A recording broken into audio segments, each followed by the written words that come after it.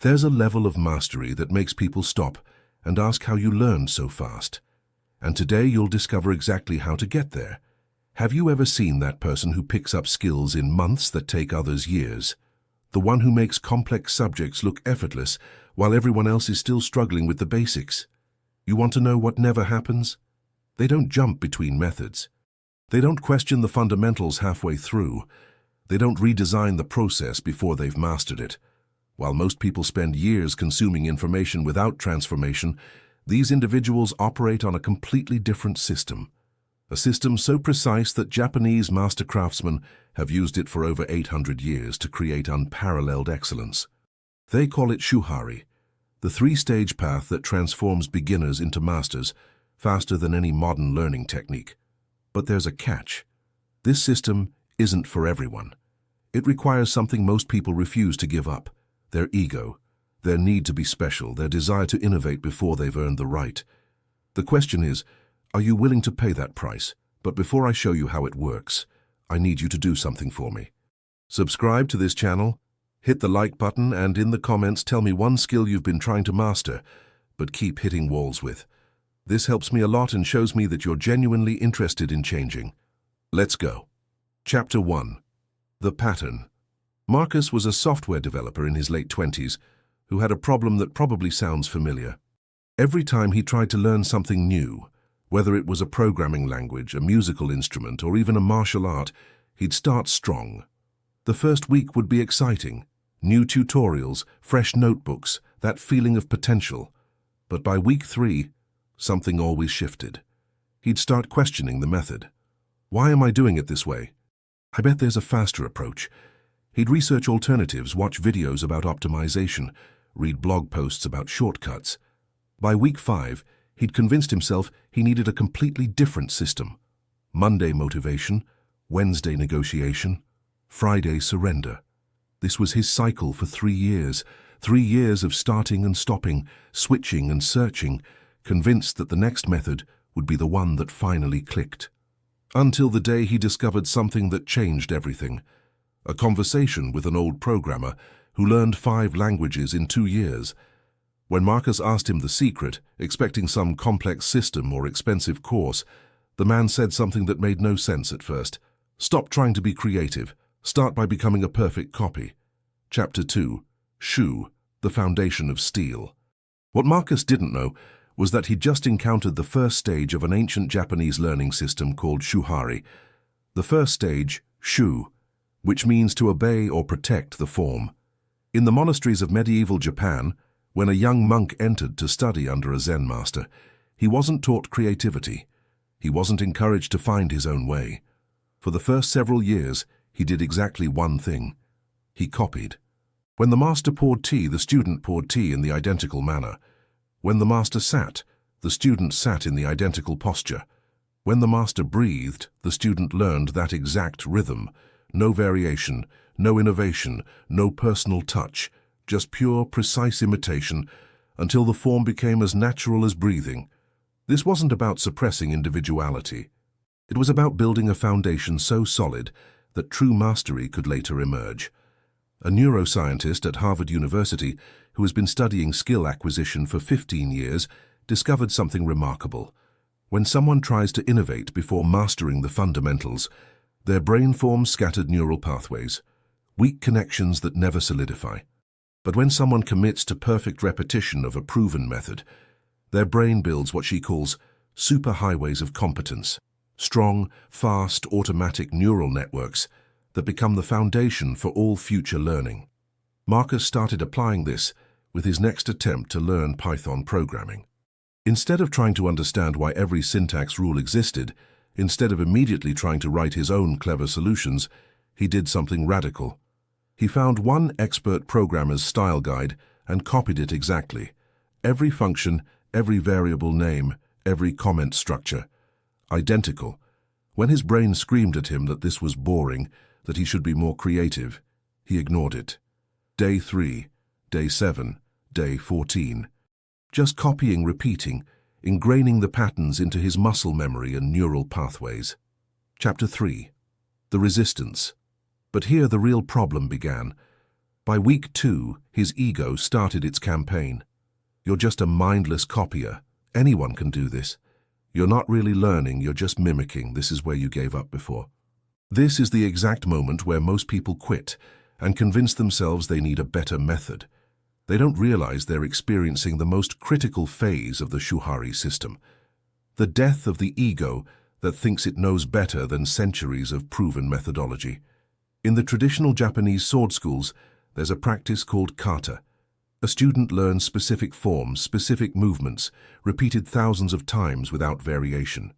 A Harvard researcher who has been studying Japanese martial arts pedagogy for 12 years explains that this isn't mindless repetition. It's the conscious construction of unconscious competence. The deliberate building of a foundation so strong that later innovation becomes possible. Because here's what Marcus was starting to understand. True creativity doesn't come from avoiding structure. It comes from mastering structure so completely that you can eventually transcend it. By day 21, something shifted. Marcus stopped thinking about the syntax rules. His fingers moved across the keyboard with a fluency he'd never experienced before. The patterns he'd been copying had become internalized. He wasn't trying to remember anymore. He was simply doing. Chapter 4. Ha! The breaking point. On day 40, Marcus experienced what the Japanese call ha, the second stage of Shuhari, which means to break or detach from the form. But this wasn't the breaking he'd done before. This wasn't the premature rebellion of someone who hadn't paid their dues. This was different. Because now when he looked at code, he didn't just see syntax. He saw patterns, structures, the underlying principles that made the rules make sense. In the ancient Japanese tea ceremony schools, there's a moment after years of perfect repetition when the master tells the student, "Now you may find your own way." But by this point, the student has internalized the principles so deeply that their variations aren't random. They're informed, intentional, rooted in deep understanding. A behavioral psychologist at Yale, who has been studying expertise development for 20 years, calls this the earned divergence phase. The brain has mapped the territory so completely through repetition that it can now navigate creatively without getting lost. It's the difference between a child scribbling outside the lines because they don't know where the lines are, and a master artist intentionally breaking form because they've mastered it. Marcus began writing code that wasn't in any tutorial, but it wasn't random experimentation like before. Every variation he made was built on the solid foundation of patterns he'd internalized. When something didn't work, he knew exactly why, because he understood the underlying principles. His colleagues started noticing. "How did you learn Python so fast?" they'd ask. He tried to explain Shuhari, but most of them couldn't accept the first stage. "I don't want to just copy someone," they'd say.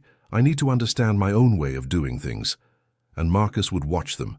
6 months later, still struggling with basics, still switching between methods, still convinced that the next tutorial would be the one that finally made things click. Chapter 5. The Transformation Barrier. By day 66, Marcus had reached what seemed like a plateau. He'd mastered Python fundamentals faster than he'd ever learned anything. But now he faced a new challenge: machine learning. A completely different domain with its own complexity, its own vast landscape of possibilities.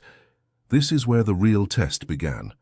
Would he fall back into his old pattern of jumping between courses, trying to innovate before understanding, convincing himself he needed a special approach? Or would he trust the system that had already proven itself? Your brain will tell you that this time is different, that this subject is too complex for simple imitation, that you need to understand the theory first, see the big picture, build your own mental model. This thinking creates gaps where learning never solidifies into mastery. Marcus made a choice. He found one machine learning engineer whose code he respected and did exactly what he'd done before. Copied, line by line, function by function. Not trying to understand the theory first, not trying to build his own approach, just pure replication of proven patterns. The resistance was stronger this time. His ego screamed louder. "You're learning advanced topics like a child learns to walk, by falling down and copying." Yes, exactly. That's precisely how humans learn anything worth learning. Chapter 6. The Liberation. Day 90 arrived with something Marcus didn't expect. The third stage of Shuhari emerged, not as a decision but as a natural evolution, which means to leave or separate from the form.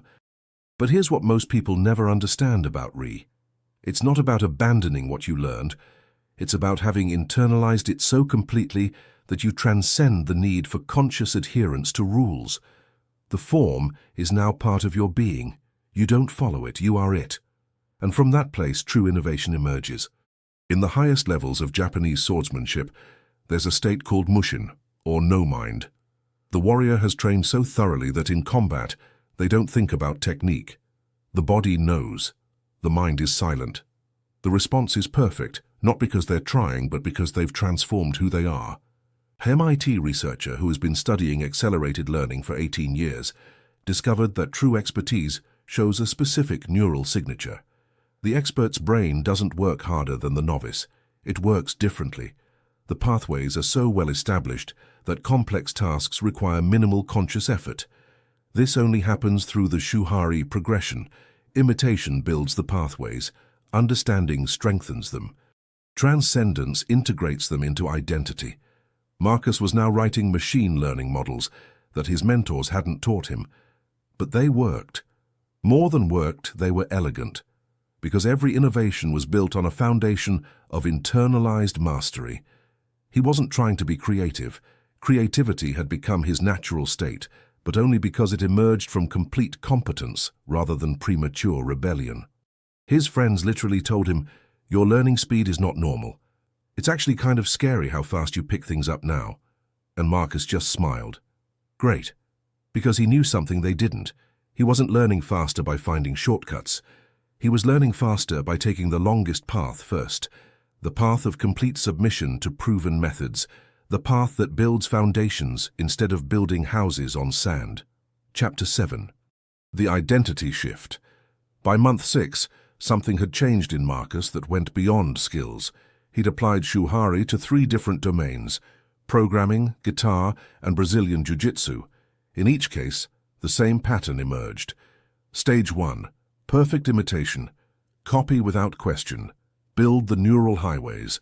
Let go of the ego that demands to understand everything before doing anything. Stage 2. Informed variation. Once the foundations are automatic, begin to explore. But exploration from knowledge, not ignorance. Stage 3. Natural transcendence. The form and the self become one. Innovation emerges not as rebellion, but as evolution. But here's what surprised him most. The speed didn't just affect his learning, it affected his identity. He no longer saw himself as someone trying to learn things. He'd become someone who masters things. That's a completely different identity. Do you understand what that means? Most people remain perpetual beginners because they never complete stage 1. They think they're being intelligent by questioning methods, by seeking understanding before action, by trying to innovate from day 1. But they're actually just protecting their ego from the discomfort of being a beginner who follows instructions. The Shuhari system destroys that ego. Intentionally, systematically. Because on the other side of that death is a rebirth as someone who can learn anything. Not because they're smarter, but because they've mastered the meta-skill of learning itself. A neuroscientist at Stanford, who has been studying learning acceleration for 15 years, found that people who master one skill through deep imitation can learn subsequent skills up to 10 times faster than those who never complete stage 1 in anything. The brain learns how to learn. It builds what she calls learning scaffolding, neural architecture that can be rapidly repurposed for any new domain. Marcus had built that scaffolding.